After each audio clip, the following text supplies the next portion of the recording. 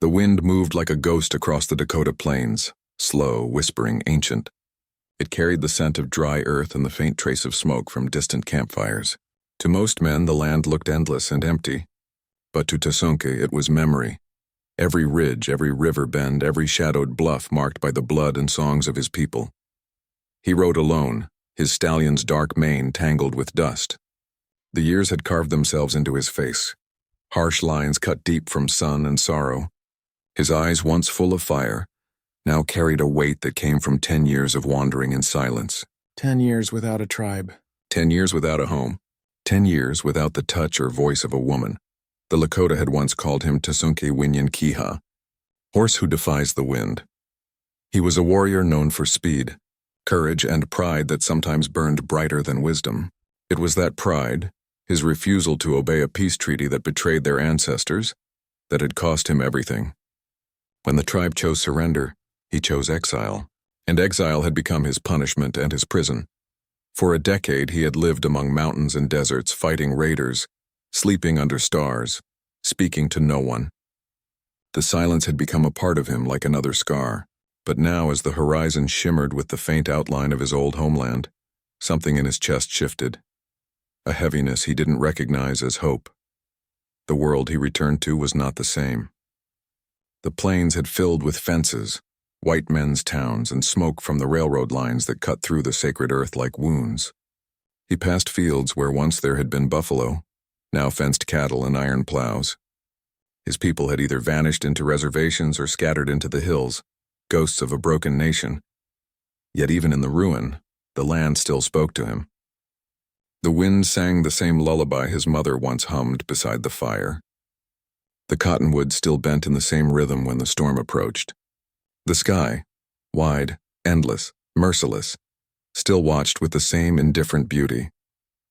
As he rode closer to the trading post near the river, Tasunke's thoughts darkened. He had heard of it, a settlement built by settlers and run by a widow who traded fairly with both whites and Lakota alike. He had no reason to stop. He had learned to trust no one and ask for nothing. But the long ride and the burning thirst in his throat reminded him he was still human. He slowed his horse near the riverbank, where the water shimmered gold under the morning sun. He knelt to drink, and in the reflection of the rippling water, he saw what he had become. Not the proud warrior of his youth, but a shadow. His hair was long, streaked with silver, his shoulders broad but weary. His eyes, dark as obsidian, looked as if they'd seen too much and cared too little. Then a sound broke the stillness.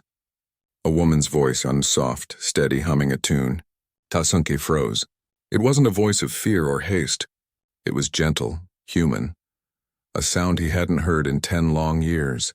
He turned, and there she was, standing near the wooden dock that stretched over the water. Her dress was plain, her hands dusted with flour, her hair pinned but falling loose in the wind.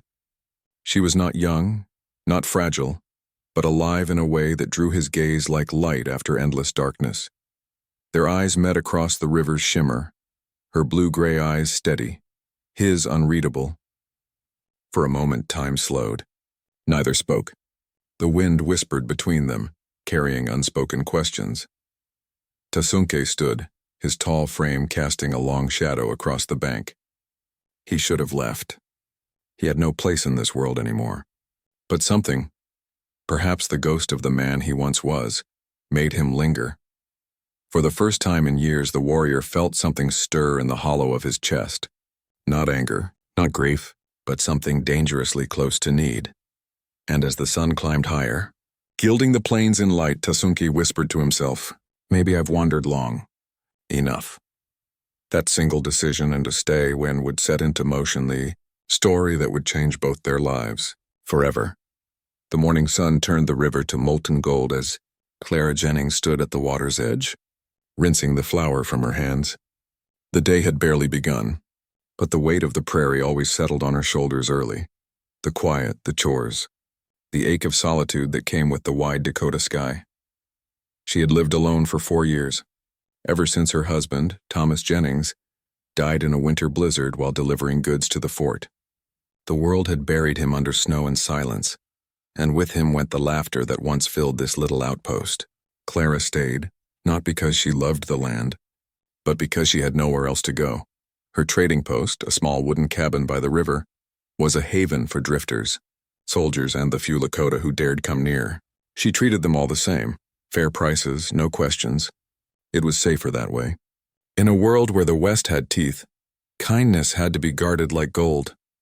But that morning, something was different. She had heard the faint sound of hoofbeats before she saw him, a rhythm too heavy, too deliberate to be a rancher's horse. Then from the ridge she saw him, a tall rider, bare-armed beneath a deerskin vest, hair long and black as raven's wings. His movements were fluid, like part of the horse itself. When he stopped by the river, she noticed the way he dismounted, not with the clumsiness of a weary traveler, but with the quiet strength of someone who owned the earth beneath his feet. For a moment, Clara forgot to breathe. He knelt to drink from the river, his reflection merging with the ripples, a face both beautiful and terrible as if carved from stone and grief. Scars crossed his skin like faded stories. She could tell he had seen violence, yet his stillness carried something deeper than danger, an exhaustion born from too many goodbyes. When he raised his head, their eyes met. It wasn't the quick, curious glance of strangers. It was something slower, heavier, the kind of look that made time hesitate. His eyes were dark, endless, holding a silence that spoke louder than words. Clara felt something she hadn't felt in years, the faint tremor of being seen. She should have turned away. Her neighbors often warned her about the Lakota, savages they called them, though she'd seen more cruelty from white men in uniforms than any native warrior. But fear didn't rise in her. Curiosity did. "Water's cold today," she said softly, her voice carrying over the ripples. He didn't answer, just watched her, as if searching for the meaning behind her words. The silence stretched until she smiled, a small, cautious gesture meant to ease the air. "I've got coffee inside if you need a rest," she added, surprising herself. She never invited strangers in. But this man, this warrior, wasn't like the others. He straightened, towering against the morning light, his chest bare beneath the fringed vest, muscles moving like ropes beneath bronze skin. For a long moment she thought he would ride away. Instead, he gave a slight nod, a gesture both proud and uncertain. As he walked toward her cabin, Clara's pulse quickened. She told herself it was nerves, the caution of a woman alone on the frontier. But deep down she knew it was something else, something long buried, now stirring awake. Inside, the cabin smelled of coffee and cedar. She poured him a tin cup, her hands trembling just enough for him to notice. He took it without a word, the faintest brush of his fingers grazing hers. It felt like a spark crossing cold iron. He drank slowly, his eyes never leaving her face. "You live alone?" he finally asked, his voice low, edged with the roughness of disuse. Clara nodded. "Since my husband passed." A shadow flickered across his gaze, and not pity but understanding. "The land keeps you," he said quietly. "And you?" she asked before she could stop herself. "What keeps you?" He looked toward the open door where the wind carried the scent of sage and rain. "The promise I haven't found yet." Something in his tone, weary, yearning, broke the still air between them. Clara didn't know this man, not even his name. Yet she felt as though some invisible thread had drawn their fates together. Outside, the river kept flowing, unconcerned. But inside that small cabin by the water, a spark had been struck, one that neither the years nor the storms to come would ever quite extinguish. The sun was sinking beyond the Dakota hills when Tasunke stepped out of the cabin, the smell of coffee still lingering on his hands. The air had cooled and the long grass shimmered like copper under the dying light. For a moment he stood there in silence, letting the wind brush over his skin, that same wind that had been his only companion for 10 long years. But now it carried something different. It carried her scent.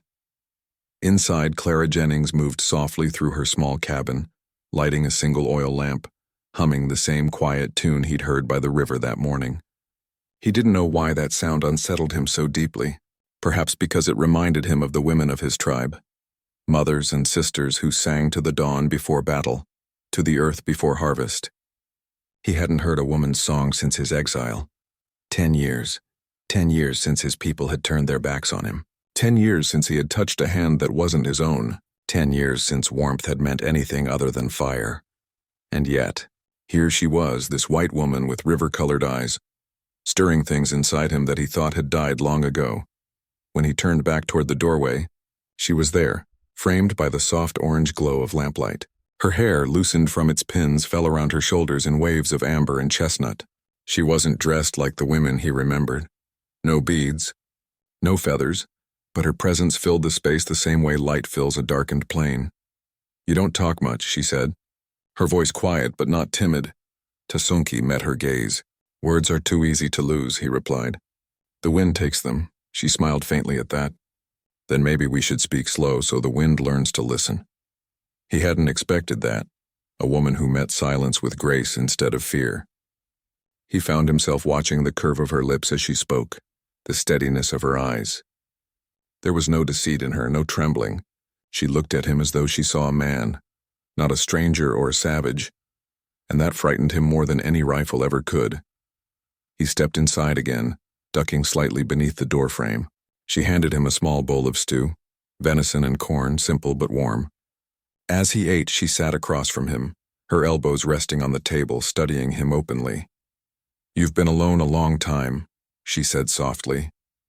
It wasn't a question, he paused. "Yes, 10 years. His eyes lifted to hers, dark and unreadable. "You count too well." Clara's breath caught at the faint trace of humor in his tone. Dry, quiet, almost hidden beneath years of silence.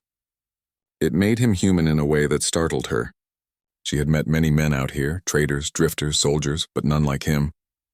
There was something in his stillness, a self-control so deep it felt dangerous.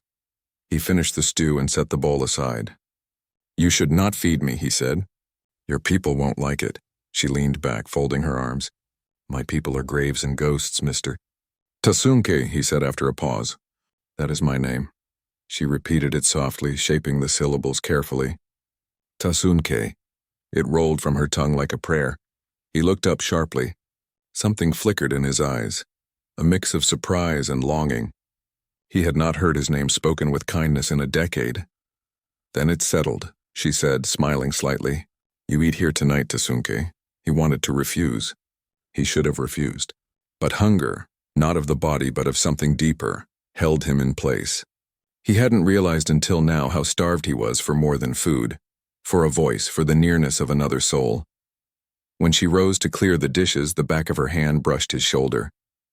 The touch was accidental, fleeting, yet it sent a spark through him that reached all the way to the hollows of his chest. Clara felt it too. Her breath faltered. She turned away quickly, pretending to fuss with the lantern.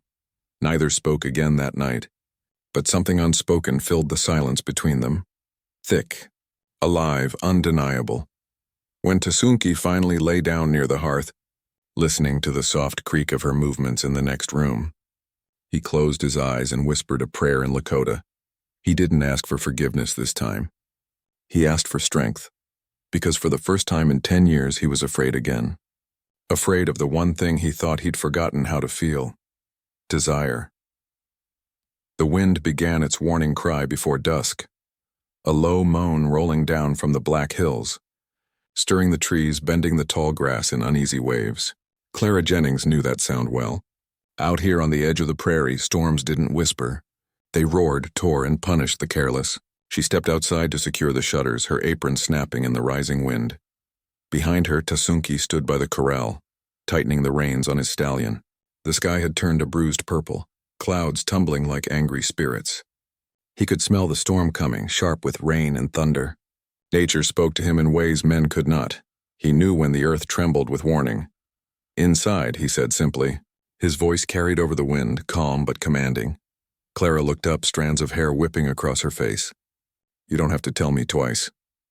She hurried back to the cabin, and he followed, closing the heavy door behind them just as the first drops began to fall. Fat, cold, and relentless.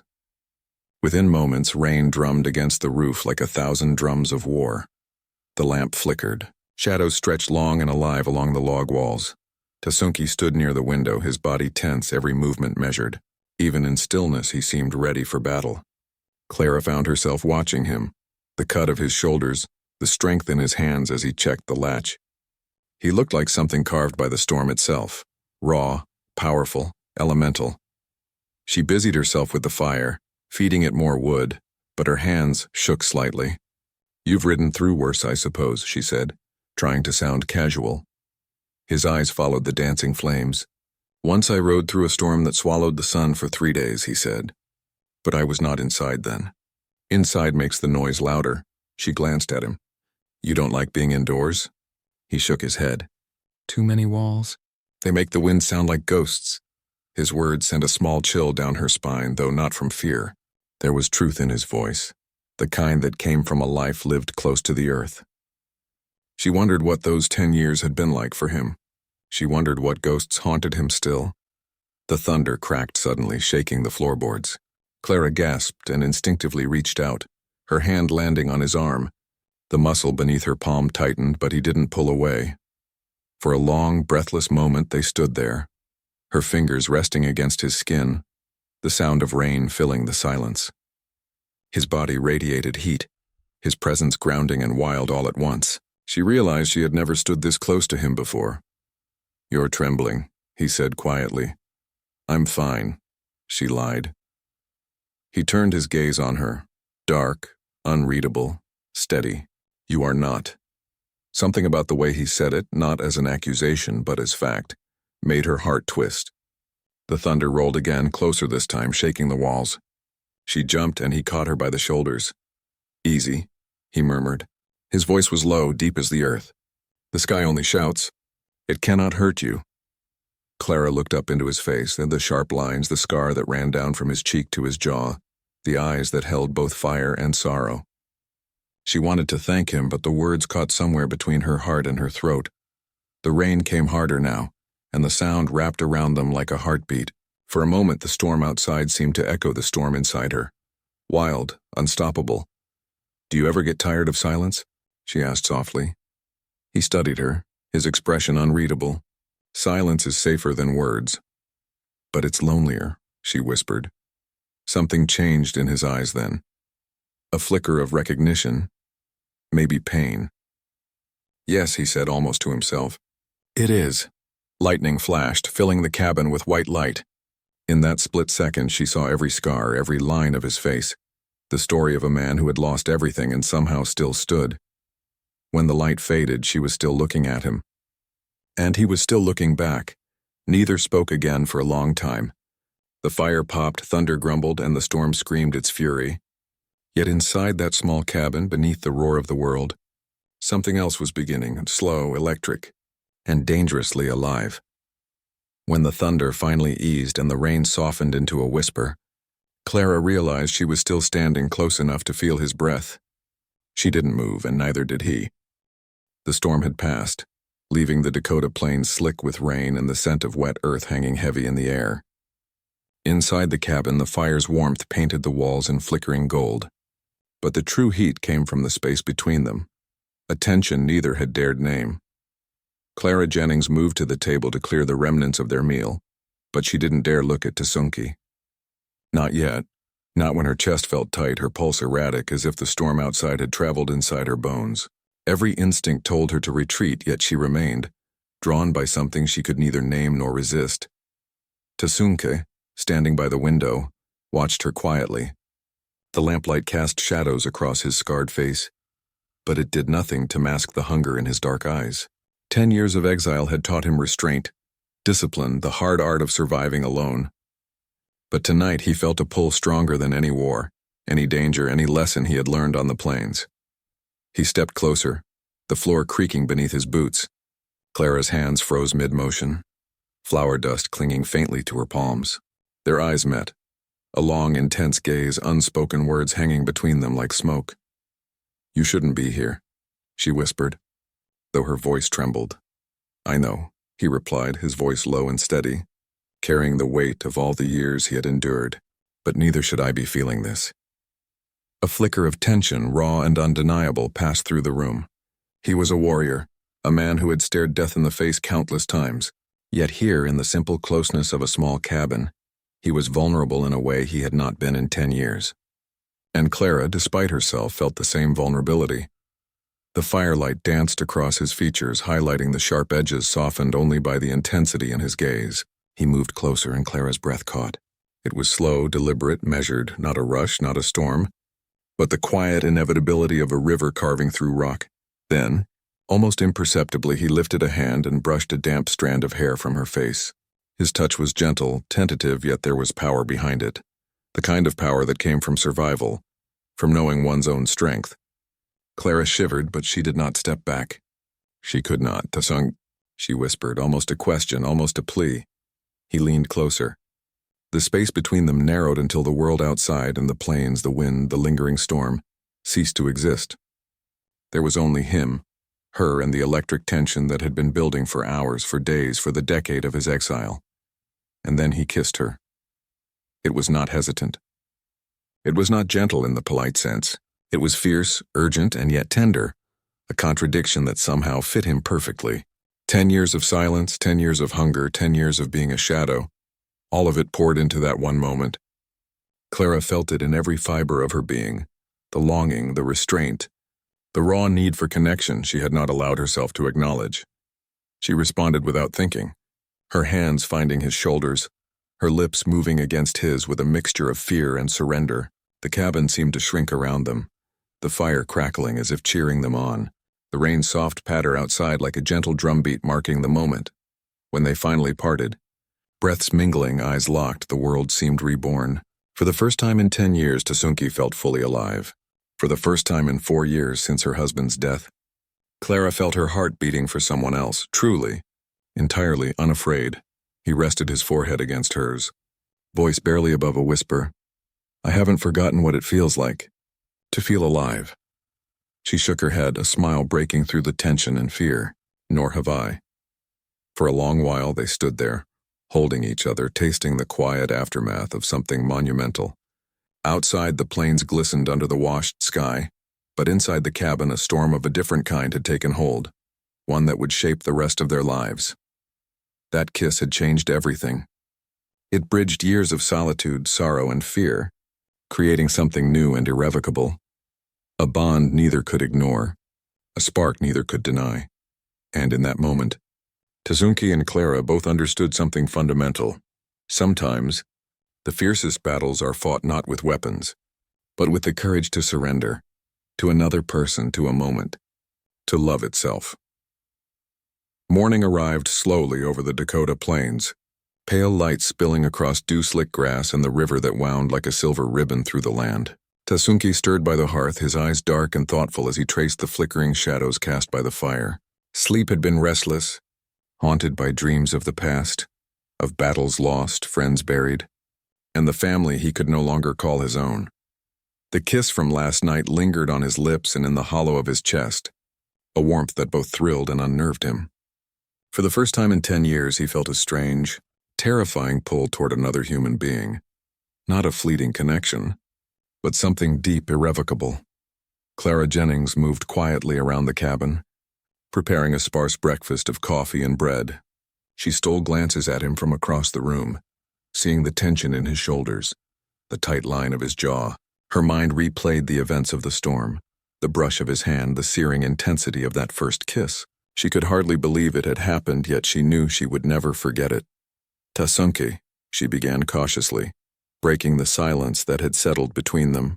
You didn't tell me why you've been wandering these past 10 years. Why the exile? He paused, the spoon in his hand trembling slightly as if the question had awakened old ghosts. It was my choice, he said finally, voice low and heavy.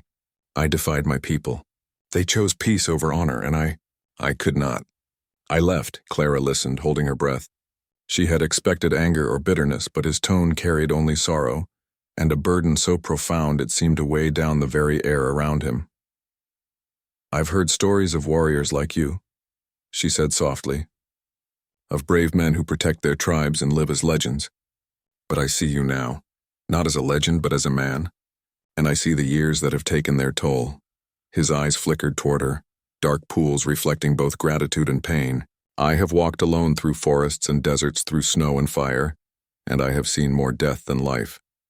The wind has been my companion, the stars my counsel, and yet, he looked away, jaw tightening, and yet seeing you makes me question everything I've endured. Clara felt her heart tighten. The words were a confession, unspoken but understood. For 10 years he had survived without the comfort of companionship, without the warmth of a woman's touch, and now here he was, a man torn between the past and the fragile hope of something new. "You don't have to answer me," she whispered, "but you've carried so much, and you deserve to find some peace even now." A silence followed, filled only by the faint crackle of the fire and the distant calls of birds. Then Tasunke spoke, voice barely audible. "Peace is a stranger. I do not know if I can accept it. Not after all I have lost." Clara stepped closer, reaching out, hesitating just an inch from touching him. "Maybe you don't have to face it alone," she said softly. "Maybe someone can walk with you even through the ghosts of your past." He looked at her then, really looked, and for a moment the warrior's mask slipped. Vulnerability shone through, raw and unguarded. He had lived 10 years believing that no one could understand him, that no one could bear the weight of his history, and yet in Clara's steady gaze he saw not judgment, not fear, but acceptance. He began, swallowing hard. "I don't know if I deserve that. But for the first time, I want it." Clara's lips curved into a gentle smile, the kind that softened even the hardest edges. She reached out, letting her hand rest lightly on his arm. "Then let it begin," she said, her voice firm yet tender. "One day at a time." For the first time in a decade, Tasunke felt the weight of the past lessen, if only slightly. The ghosts that had haunted him were still there, whispering, reminding him of loss and pain. But for the first time, he realized he could face them, not alone, but with someone who saw him for who he was, scars and all. Outside, the river flowed quietly, and the prairie stretched vast and infinite, as if blessing the fragile hope that had begun to bloom within the cabin walls. And within, a warrior who had known only exile and silence now glimpsed the possibility of love, of trust, and perhaps even of home.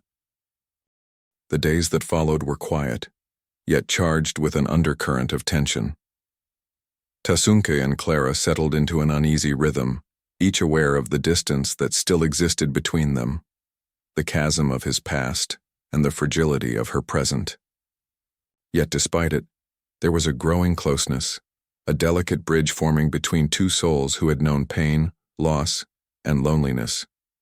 Tasunke spent his mornings repairing the fences along the river, his muscles flexing under the sun, the movements precise and deliberate. Clara would watch him from the cabin or from the edge of the clearing, sometimes helping, sometimes simply observing. She had seen strength before, but nothing like his. Raw, controlled, elemental. And beneath that strength, she sensed something, vulnerable, buried under years of exile, grief, and survival. "You move as if the land belongs to you," Clara remarked one morning, brushing rain-soaked hair from her face. "It does," he replied simply. "It does, and it does not. The plains are free, but men are not." She considered that, her gaze following him as he worked. "You've lived here among the ghosts, the wind and the rivers, and yet you've returned to us, to the living." He paused, leaning on his shovel, dark eyes scanning the horizon. "I returned because I had nowhere else. But returning does not mean I belong." Clara approached, stepping carefully onto the soft earth. "Maybe belonging isn't about where you are. Maybe it's about who stands beside you." For a moment, he said nothing. His jaw tightened as if chewing on a truth he had not allowed himself to acknowledge. Then slowly he nodded. Perhaps. Later, she invited him into the cabin to share a meal. The scent of stewing venison mingled with the smoke of the hearth, and for the first time in days, Tasunke allowed himself to relax. They spoke sparingly, not for lack of words, but because the silence between them had become a language of its own.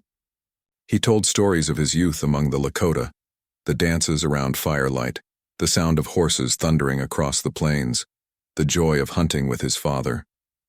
Clara shared tales of her husband and the lonely years after his death, her words gentle, her laughter rare but warm. The contrast between their worlds was stark. His life had been one of exile, conflict, and raw survival.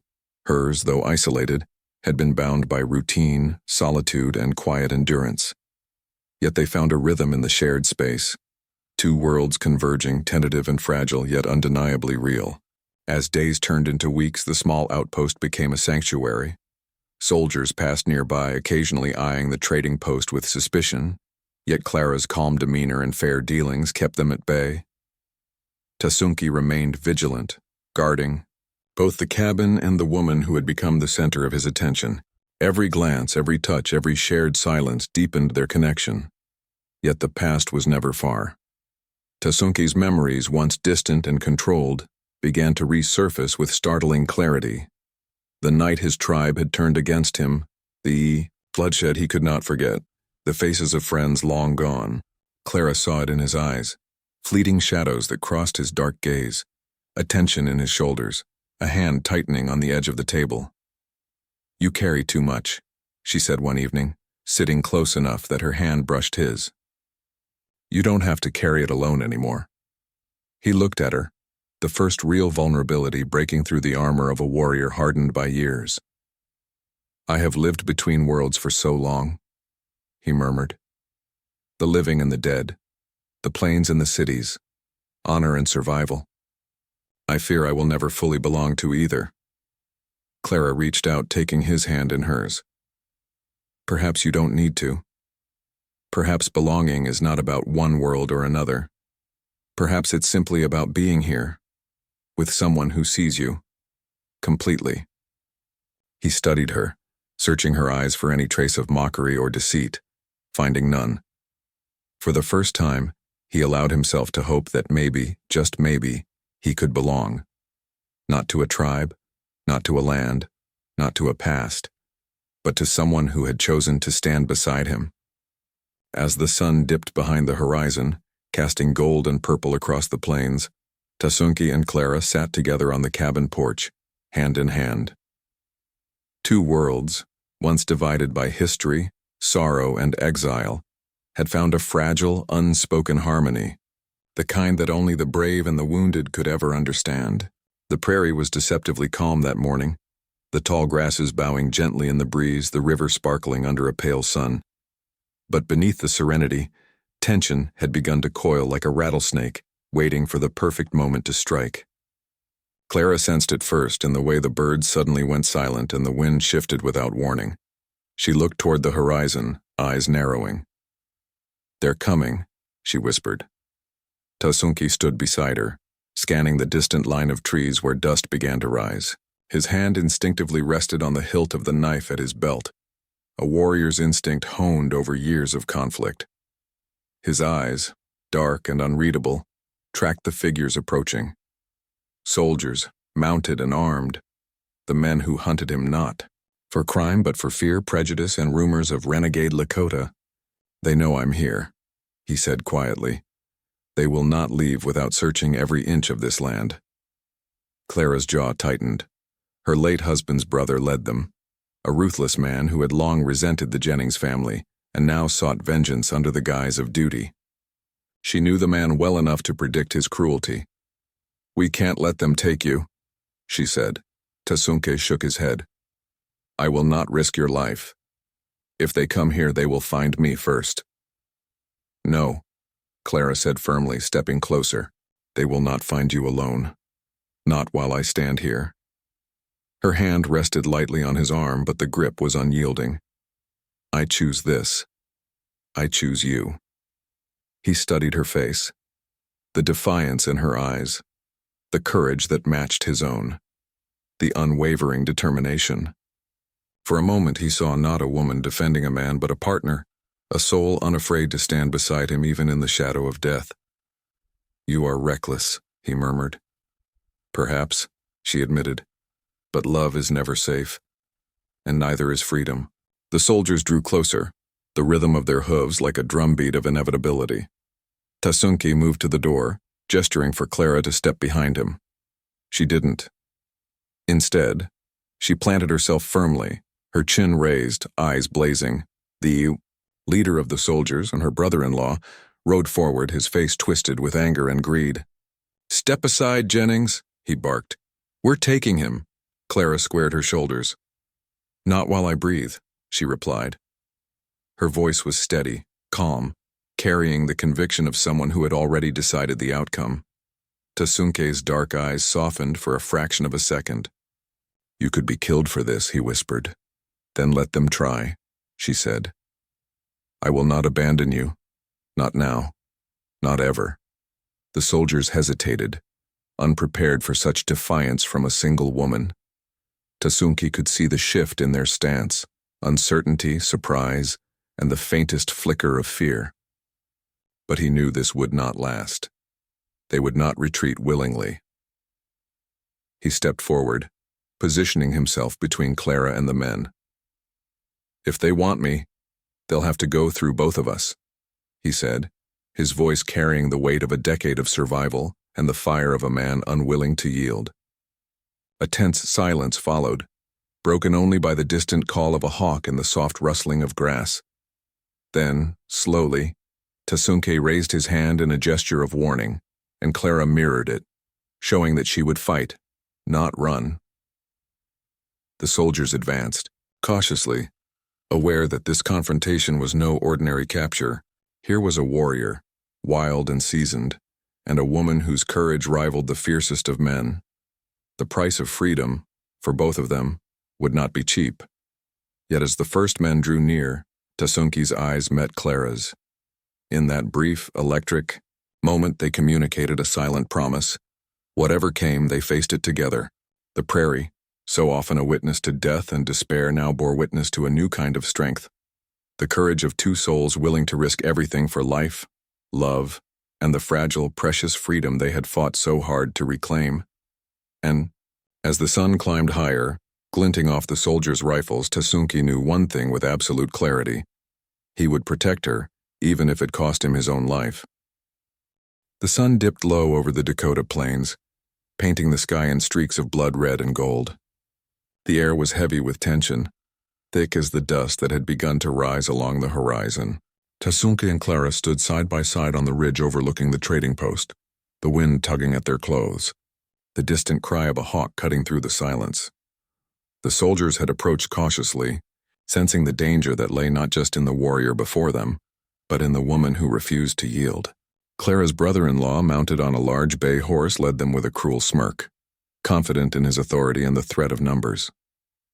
He did not know the depth of the bond between these two, nor the fire that had begun to burn in the shadow of the cabin. Tasunke's hand rested on the hilt of his knife, his other arm slightly behind Clara, a silent shield. He had spent 10 years preparing for war, 10 years surviving ambushes and storms, 10 years walking the line between life and death. But nothing had prepared him for this, the terror of facing not only soldiers but the thought of Clara in harm's way. "Step aside," the captain called, his voice echoing across the plains. "This is your last warning, Jennings." Clara did not move. Instead, she squared her shoulders, her hand brushing Tasunke's arm, drawing strength from the warrior she had come to love. "Not while I stand," she said, her voice carrying across the distance, calm and unwavering. "You'll have to go through us both." Tasunke's eyes met hers. For a brief moment, vulnerability flashed in his dark gaze, the haunting fear of losing someone he had only just found. Then resolve hardened his features. Together they were a force neither could ignore. The soldiers advanced, the first rifle glinting in the dying sun. Tasunke stepped forward, each motion deliberate, controlled, a dance of lethal grace. Clara moved with him, carrying herself with courage that rivaled his own. He could see their hesitation, the doubt flickering across faces that had expected fear but found none. The first shot rang out, a warning, and Tasunke's muscles tensed, ready for the inevitable. But he did not attack immediately. Instead, he used his presence, his calculated movements, to draw attention, to protect Clara while assessing the threat. Every step he took was measured, every breath controlled, yet his eyes never left hers, silently promising that he would not let anything harm her. A second shot cracked through the air, closer this time. Clara ducked instinctively, but Tasunke's hand shot out, steadying her, his strength both anchor and shield. "Stay behind me," he murmured, voice low but firm. The soldiers faltered, their confidence shaken. They were trained to face ordinary threats, not a warrior born of the plains, hardened by exile and 10 years of survival, fighting not for gold or glory but for love and protection. Each second stretched into eternity. Tasunke moved with the precision of a man who had long ago made peace with danger, circling, positioning, using the terrain and the wind to his advantage. Clara mirrored his movements, steadying herself, drawing courage from the rhythm of his steps. Together they were untouchable, not invincible but united in a bond that no number of soldiers could easily break. Finally, the captain realized the futility, the impossibility of forcing them apart. Slowly, reluctantly, he signaled his men to withdraw. Dust rose in clouds behind them as they retreated, leaving the ridge silent once more. Tasunke turned to Clara, and for the first time in days he allowed himself to exhale fully. The tension in his shoulders eased, the fire of fear dimmed, replaced by something softer yet equally potent. Clara stepped forward, brushing mud from her skirt, her eyes shining with relief and admiration. She reached out, her hands cupping his face. "It's over," she whispered. "No," Tasunke said, voice low, almost reverent. "It has only begun." And in that quiet moment, on a ridge overlooking the plains they had fought to protect, the warrior and the woman who had claimed his heart understood a truth deeper than any battle. Some victories are not won with rifles or blades, but with courage, loyalty, and the unwavering choice to stand together, even when the world demands otherwise. The first light of dawn spilled across the Dakota plains, soft and golden, as if the world itself had exhaled after a long, restless night. Tasunke and Clara stood side by side at the edge of the river, the wet grass cool beneath their boots, the gentle murmur of water flowing over stones a quiet counterpoint to the storms they had faced. The night's battle was behind them, the soldiers gone, and for the first time in years, Tasunke felt something he had thought lost forever: peace. He looked at Clara, her hair catching the sunlight, her eyes reflecting both strength and tenderness. In her presence, the weight of the past, the exile, the bloodshed, the loneliness, seemed to lift slightly, replaced by the fragile warmth of hope. She had stood with him, risked everything for him, and in doing so had become not just a companion, but a part of his soul. "I haven't seen a woman in 10 years, he said softly, voice almost reverent, "but I've never seen one like you." Clara smiled, her hand brushing against his. "Nor have I," she replied. "Not since the world became silent for me. You brought it back to life." The wind swept across the plains, carrying the scent of wild grass, earth, and distant sage. For a moment, the vastness of the land felt less lonely, less hostile. It was as if the earth itself acknowledged their victory, not a victory of weapons, but of courage and love, of two souls finding each other amidst the chaos of life. Tasunke adjusted the strap of his satchel, a small gesture, and then turned fully to her. "I have wandered for so long between worlds, between life and death, between sorrow and survival. I thought I belonged nowhere. But now," he paused, searching her eyes, letting the words settle, "now I know where I belong." Clara stepped closer, her hand finding his, fingers intertwining. "And where is that?" she asked softly. "Here," he said, voice steady, heart racing. "With you." A breeze rose, rustling the tall prairie grass around them, and for the first time in 10 years, Tasunke allowed himself to imagine a future not ruled by ghosts, by exile, by battles he could not win. He could see mornings like this one, simple and golden, filled with the sound of Clara's voice and the warmth of her presence. He could see evenings by the fire, quiet and unafraid. Clara's eyes shone with tears she refused to let fall, and she pressed her forehead against his. "Then we'll face it together," she whispered. "Whatever comes, we face it as one."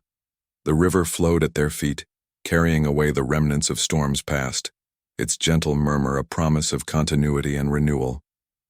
Birds took flight across the horizon, singing their first songs of morning. The plains, wide and untamed, seemed less daunting now, filled with possibility rather than peril. Tasunke lifted Clara's hand to his lips, pressing a tender kiss to her knuckles, then to her palm, then finally to her lips. It was a kiss of commitment, of gratitude, of love forged in fire and tested by time. In that moment, the past, in all its pain, exile, and sorrow, felt like a story he had survived, a story that had led him to this place. Clara rested her head against his chest, listening to the steady beat of his heart, the rhythm that had guided him across deserts and storms, battles and loss, and she knew with absolute certainty that they had both been changed forever. by each other, by the land, and by the courage it had taken to love again. As the sun rose higher, illuminating the endless plains, they mounted his horse together, a single silhouette against the glowing horizon. The wind carried their laughter, soft and unbroken, across the land. The Lakota warrior's exile was over, and the widow's silence had ended. Hand in hand, heart in heart, they rode toward the future, a life no longer divided by fear, but united by love. The plains stretched endlessly before them, wild and free, and so were they.